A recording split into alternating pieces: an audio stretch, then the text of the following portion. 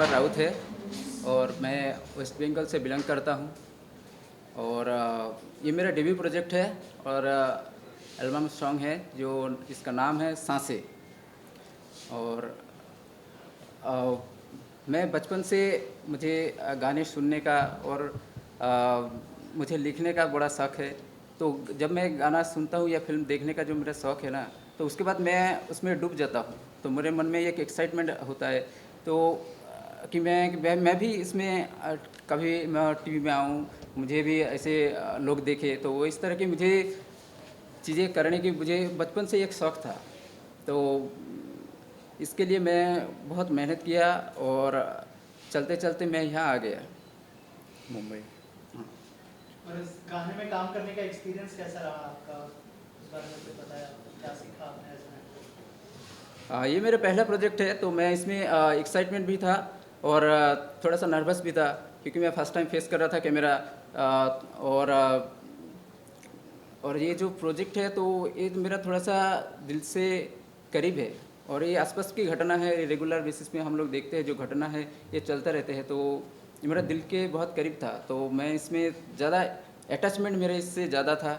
और शूटिंग के दौरान जो एक्सपीरियंस मैंने किया, जो मेरे मतलब एक थियोरेटिकल चीज़ था और प्रैक्टिकली जब मैं कैमरा फेस कर रहा था तो उसमें बहुत सारी कमी थी।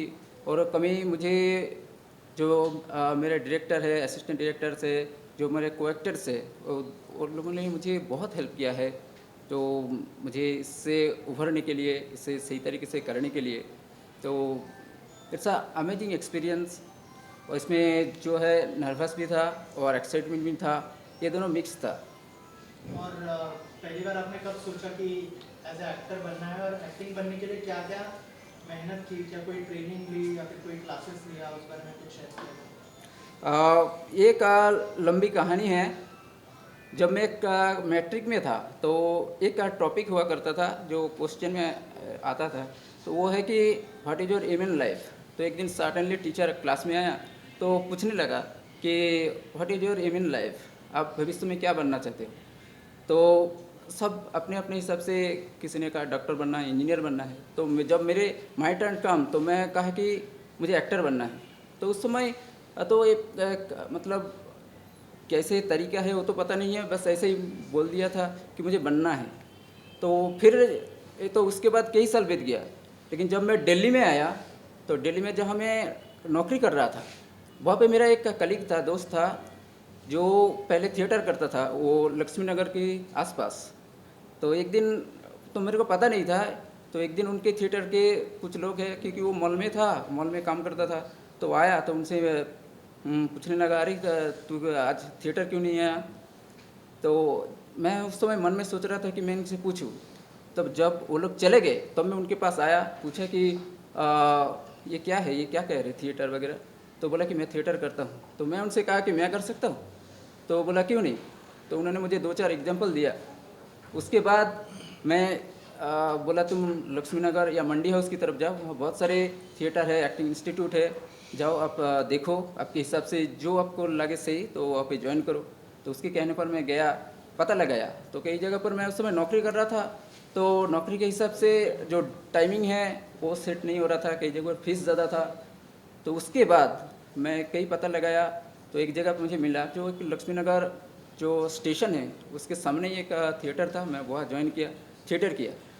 तो उसके बाद कुछ महीने के बाद मैं बंद कर दिया था। फिर बीच में लॉकडाउन आया। लॉकडाउन में मैं कमरे पे बैठा था, तरह तरह के ख्याल आ रहा था उस समय मन में। तो अचानक मुझे लगा कि नहीं, दोबारा करना चाहिए। फिर मैं एक नोएडा गया। नोएडा में एक इंस्टीट्यूट है, वहाँ मैं पता किया, फिर एडमिशन का जो प्रोसेस है वो किया, फिर मैं वहाँ से एडमिशन लिया और मैं अपना एक्टिंग ट्रेनिंग स्टार्ट कर दिया। तो वहाँ करने के बाद मैं डायरेक्ट मुंबई आ गया 2021 अक्टूबर में। तो उसके बाद मैं फिर यहाँ से आने के बाद पता चला कि जो ट्रेनिंग वहाँ लिया यहाँ जो है तो दोनों में बहुत अंतर है। तो फिर मैं यहाँ फिर से स्टार्ट किया, फिर यहाँ पे भी मैं कई वर्कशॉप किया। मेरा दोस्त है जो वो भी मतलब ट्रेनिंग देता है, तो मैं उनके पास गया, वो भी मुझे कई बार समझाया कि ऐसे होता है ऐसे होता है। फिर मैं वहाँ से सीखा और मैं यहाँ पे आके मैं बोले डबिंग भी सीखा, डांस भी सीखा। तो ऐसे करते करते फिर मैं यहाँ आ गया। सूर्या जी, आपसे जानना चाहूँगा एज ए डायरेक्टर कैसा एक्सपीरियंस रहा और क्या कहना चाहेंगे इस फिल्म के बारे में, और थोड़ा सा अगर अपने बारे में हमारी ऑडियंस को बताएं। जी, देखिए ये गाने तो बहुत अच्छा है, एक्टर भी सब लोग बहुत अच्छे ही हैं। ये इन्होंने लिखा है गाने, लिरिक्स यही है, वीरभद्र सिंह है। टीम तो बहुत अच्छी बनी है हमारी। आगे भी हम लोग 2 गाने हैं जो मई में शूट करने वाले हैं, और उससे कास्टिंग डायरेक्टर अपने विक्की जी हैं, वो बिग लेवल पर हम लोग शूट करेंगे जी। विकी जी, क्या कहना चाहेंगे कास्टिंग के बारे में, कुछ शेयर करें, और क्या कहना चाहेंगे इस गाने के बारे में? सबसे पहले आप सभी को शुक्रिया, धन्यवाद। इस गाने के विषय में कहना चाहूँगा कि हर एक नए कलाकार को होता है कि अच्छा काम करे, और जब अच्छी टीम जुड़ जाती है फिर अच्छा काम हो ही जाता है। और जैसे कि सूर्या हमारे छोटे भाई हैं, इन्होंने अच्छी डायरेक्शन करी है और इन्होंने एक्टिंग अच्छा करे हैं। आगे आप सब देखेंगे तो पता चल ही जाएगा। आप क्या कहना चाहेंगे इस गाने के बारे में, और कैसे जुड़े आप इस गाने से? एज एन ये म्यूजिशियन, इसमें एज एन लिरिसिस्ट इसमें काम कर रहा हूँ, और मुझे सूर्या इसमें मैं ब्रदर, तो उन्होंने कहा कि आपको गाना बनाना है। और मैं मोस्टली थिएटर वगैरह करता रहता हूँ, लिखता, ये राइटिंग वगैरह मेरा चलता रहता है। तो इन्होंने बोला कि सॉन्ग बनाना है, दीपक इसमें एक्टर है, तो मैंने ठीक है ओके करते हैं। तो जैसे अच्छा हुआ जो भी था जी। आप कैसे जुड़े इस गाने के साथ, बताएं कुछ। सबसे पहले आप लोगों को नमस्कार। ये मेरे बड़े भाई हैं और मैंने इस गाने में इनको असिस्ट किया है। ये मेरा पहला काम था इनके साथ। मैं भी एक्टर ही स्ट्रगल कर रहा हूँ, तो इन्होंने चांस दिया कि अभी है इतना ही है, करो, आगे देखा जाएगा। सूर्या जी, आपका एक्सपीरियंस कैसा रहा दीपक भाई के साथ, उसके बारे में कुछ बताइए। जी कितना एंजॉय किया आपने और कैसा एक्सपीरियंस रहा? जी, हम लोग सेट पर बहुत इंजॉय किए, मस्ती किए। कई बार इनको हम लोग सीन करके बताते कि हाँ दीपक जी ऐसे करिए। जो हमारी लीड एक्टर्स हैं कविता परमार, वो भी बहुत सपोर्टिंग एक्टर हैं। अभी तो उनका शूट चल रहा है फिल्म सिटी में, तो देखते हैं कब तक आती हैं। वो भी बहुत इनको मतलब सब लोग पूरी टीम मेहनत की है इनको, मतलब म्यूजिक वीडियो में कैसे काम करना है, कैसे क्या करना है, एक्टिंग कैसे करना है, सेट कैसे होना है, और रोमांस कैसे करना है, ये सब मतलब हर चीज़ें जो होती हैं हम ही लोग मतलब इनको पता है। दीपक जी, आगे आने वाले क्या क्या प्रोजेक्ट्स हैं उसके बारे में कुछ बताइए। मेरे पास अभी बहुत सारे प्रोजेक्ट है, मतलब ये गाना रिलीज होने के बाद अब मेरे पास अभी प्रोजेक्ट आने वाले हैं, मतलब बहुत सारे आ रहे हैं प्रोजेक्ट, कॉल आ रहे हैं। तो मुझे अभी एक द आर्टिस्ट करके एक वेब सीरीज़ है जो अगले महीने में शूटिंग स्टार्ट होने वाला है, तो अभी मैं उसकी तैयारी कर रहा हूँ। और 1-2 प्रोजेक्ट है मुझे, जो मैं बंगाल से हूँ, तो बंगाल से भी मुझे फिल्म की ऑफ़र आ रहे हैं। तो 2 फिल्म के ऑफ़र आए हैं अभी, तो मैं सब डिस्कशन चल रहा है, देखते हैं क्या होता है। और लास्टली ये गाने के बारे में कुछ कहना चाहेंगे, ऑडियंस को क्यों देखना चाहिए और कौन से चैनल पर रिलीज होगा? मेरा ऑडियंस से, दर्शकों से, मतलब मेरा हम्बल रिक्वेस्ट है, मेरा विनती है कि गाना जो है आप एक बार विज़िट कीजिए एक चैनल पे, जो कि सारेगामा, जी म्यूज़िक, रेड रिबन, जियो सावन पर है, जो इस तरह की चैनल में रिलीज़ होगा। और मेरा दावा है कि आपको पसंद आएगा, और आपको पसंद आएगा, आप मतलब you like it and you love it, क्योंकि ये हमारे आसपास की घटना है। और आपको देखने के बाद लगेगा कि ये तो हमारे पास में ही ऐसे, ये तो रोज़ का घटना है, तो आपको बहुत पसंद आएगा। और मेरा विनती रिक्वेस्ट है कि आप जाइए एक बार विज़िट कीजिए चैनल पे, और ये गाना देखिए और अपना फीडबैक ज़रूर दीजिए, ये बहुत ज़रूरी है। Thank you so much and all the best. सबसे पहले आप सभी को मेरा नमस्कार। मेरा नाम दीपक कुमार राउत है और मैं वेस्ट बंगाल से बिलोंग करता हूँ और मैं एक नॉन फिल्मी बैकग्राउंड से हूँ। और मेरा जो बचपन से एक शौक़ है फिल्म देखने का, गाना सुनने का। और उस समय तो टेलीविज़न वगैरह नहीं हुआ करता था हर घर में, तो जहाँ मुझे मौका मिलता था कहीं पे वो पर्दे में दिखाई जाता था, तो जहाँ होता था मैं वहाँ पे जाता था। और देखने के बाद एक मन में एक्साइटमेंट होता है कि मैं भी कभी फ्यूचर में कभी ऐसे दिन आए कि मैं भी मुझे क्यों देखे। तो इसके लिए मैं उस समय की बात है तो मैं कोशिश करता रहा, लेकिन फिर एक चलते चलते एक मौका मिला। फिर मैं मतलब मेरा जो है ना फिल्म के प्रति मेरा पैशन है, ठीक है, और एक्साइटमेंट है, पैशन है, जुनून है मुझे फिल्म में आना, फिल्म में देखना, तो गाना सुनना, खासतौर से रोमांटिक गाना मुझे बहुत पसंद है। और मैं लोगों के दिलों में राज करना चाहता हूँ।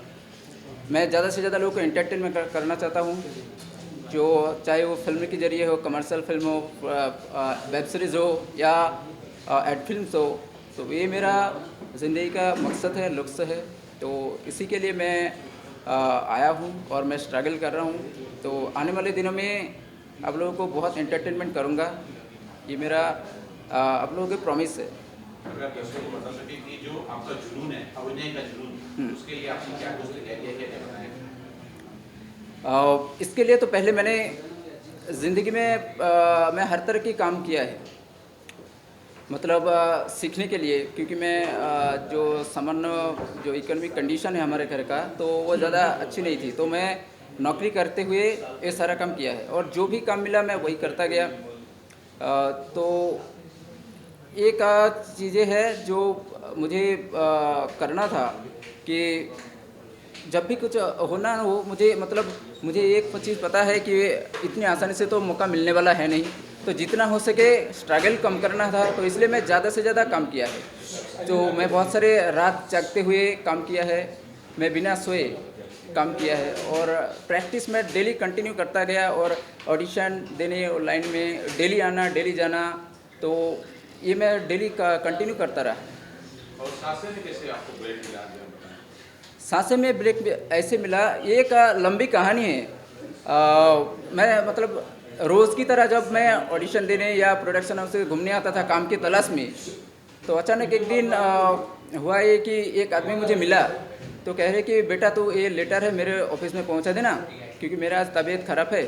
तो मैं कहा ठीक है, तो मैं ऑफिस में गया और लेटर पहुंचा दिया। लेकिन मैं जब वापस आ रहा था तो लेफ्ट साइड में एक ऑफिस था जहां वो गेट पे लिखा था कि फिल्म प्रोडक्शन एंड OTT। तो मैं सोचा कि इससे बात करूं, लेकिन जो शख्स वो बैठा था वो थोड़ा सा ओल्ड एज था, तो मैं सोचा कि इससे बात करूं तो कोई कुछ बनेगा नहीं।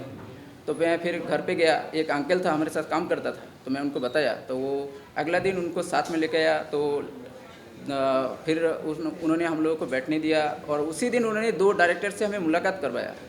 तो कहा कि तू इन लोगों को प्रोफाइल शेयर कर देना, तो बाद बाकी मैं देखता हूँ। तो मैं भेज दिया था और उसके बाद 2-3 महीने बीत गया। फिर एक दिन मैं उनके पास, इस बार मैं अकेला आया, तो कहा कि ऐसी ऐसी बात है। तो उन्होंने कहा ठीक है, मैं तेरे को 2 और नंबर दिया। तो बोला कि ये लोग थोड़ा यंग है, अभी भी इंडस्ट्री में आया है, तो एक्सपीरियंस ज़्यादा है नहीं, तो तू इन लोगों को प्रोफाइल भेज दी। तो फिर मैं उन लोगों को शेयर किया था। उनमें से एक है डायरेक्टर सूर्या सिंह राजपूत। तो फिर मैं कुछ महीने के बाद उनका रिप्लाई आया कि हम एक एल्बम सॉन्ग कर रहे हैं, आप आ जाओ। फिर हम लखनऊ गया, वहाँ पे हमारे मीटिंग हुआ, बातचीत हुई, फिर हम लोग कास्ट हुआ। उसके बाद हम मुंबई में आकर शूट किया और अब तो ये रिलीज़ भी हो गया है, तो लोगों के आशीर्वाद से। सासों की पूरी टीम के साथ कैसा रहा आपका? सांसे के साथ जो एक्सपीरियंस है ना, ये amazing experience in my life. मतलब हर कोई डिफरेंट स्टेट से है, डिफरेंट एरिया से है, तो इतने सारे विविधता होने के बाद भी ऐसा लग रहा है जैसे कि ये हम लोग एक ही छत के नीचे है। तो कोई परेशानी नहीं हुई। और जो मेरा 2 को एक्टर्स थे दोनों मुझे बहुत हेल्प किया है, क्योंकि मैं फर्स्ट टाइम था और उन लोगों का मुझे जो एक जो है ना आर्यन, उसका तो सीन कम था, लेकिन उसने जो सीन के लिए जो रिक्वायरमेंट था उसके लिए मुझे हर बार तैयार किया है कि ऐसा करना है ये जो, और कहीं पे कुछ हो रहा है, नॉइज़ हो रहा है, कुछ कुछ बोल रहा है बातें, तो सबको मेंटेन करना। और जो मैं जो कविता के बारे में क्या बताऊँ, उसने मुझे बहुत हेल्प किया है। तो इन लोगों के बारे में तो मुझे कुछ कहना ही नहीं, बहुत हेल्प किया है। और जो मुझे समझ में नहीं आया, जो मतलब कोई सीन है जो ऐसे करना नहीं है, तो वो डायरेक्टर जो है मुझे बहुत बार समझाया, बहुत बार मुझे कहा कि अरे ऐसा नहीं, ऐसा करो, तो मुझे बहुत समझाया। और फिर कई बार सिनेमाटोग्राफर है, अरे नहीं ऐसे बोलो, ऐसे करो, तो मैं उन लोगों ने मुझे बहुत हेल्प किया है। It's a amazing experience in my life. आने वाला कुछ प्रोजेक्ट अगर आपका है तो थोड़ा सा आने वाले प्रोजेक्ट मेरे पास अभी 2-3 जो फिल्म के ऑफ़र आ चुके हैं, और अभी जो एक वेब सीरीज़ है द आर्टिस्ट करके, वो अभी शूटिंग स्टार्ट होने वाला है, तो मैं उसके लिए तैयारी कर रहा हूँ। और मुझे बंगाल से भी फिल्म के ऑफ़र आ रहे हैं। मैं बंगाल से हूँ, तो बंगाली फिल्म का जो है डायरेक्टर है, तो उनके साथ बातचीत चल रही है। तो ये